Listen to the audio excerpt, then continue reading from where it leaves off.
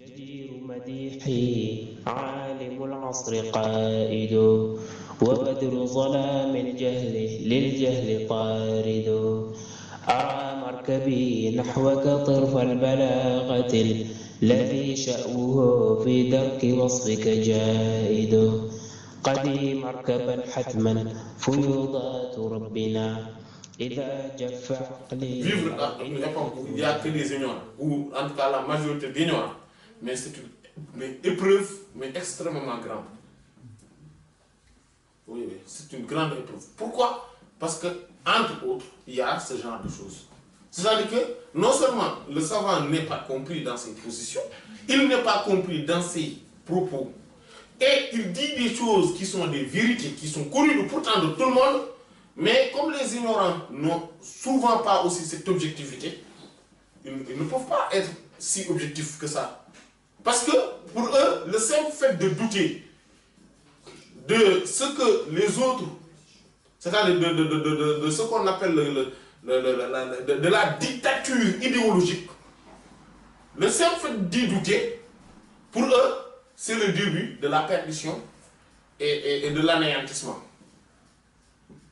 Oui, parce que pour eux, il y a les chertels, les tels, avec les deux sillages que nous avions décrits tout à l'heure. C'est-à-dire, on ne peut pas sortir de ces cadres-là. Ce n'est que dans ce cadre-là qu'on peut trouver la vérité. Donc voilà, il ne faut pas, voilà, il faut se taire, il ne faut pas parler. Et le simple fait de douter de cette chose, ou le simple fait de se poser des questions, de s'interroger, cela signifie, en fait, c'est comme si c'est le décret même, c'est-à-dire quelqu'un qui commence à douter ou à s'interroger, on ne parle même pas de parler. Lui, il a signé le décret ou l'arrêt de son anéantissement, de son exécution spirituelle. C'est fini. Lui, il est foutu à jamais. Il va aller en enfer, voilà. Mais c'est pas vrai ça. Tout ça, c'est pas vrai. On a bien le droit de se poser des questions. On a bien le droit de s'interroger. On a bien le droit de regarder sur quel pied danser. On a bien le droit de regarder où mettre notre pied. On a bien ce droit-là. Et d'ailleurs, ce n'est même pas un droit, c'est un devoir. On a ce devoir-là. Oui. De bien voir pourquoi on doit continuer à suivre tel chemin. Pourquoi on doit continuer à vénérer telle personne ou pas. Et ça, si on voit que ce pourquoi on le vénère n'est plus le cas, est-ce que ce n'est pas le cas, en fait, qu'on s'est trompé, il faudrait changer.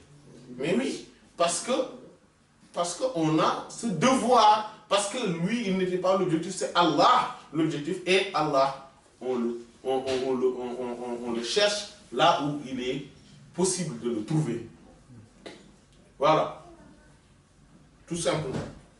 Et cela ne dépend donc pas de ça. فيض الكتم نورا أحاطكم ويسقيك أنوارا وعمت أماجد وأسراره تسري كليث لفرهد على روحك الأصفى وظلت مكائد.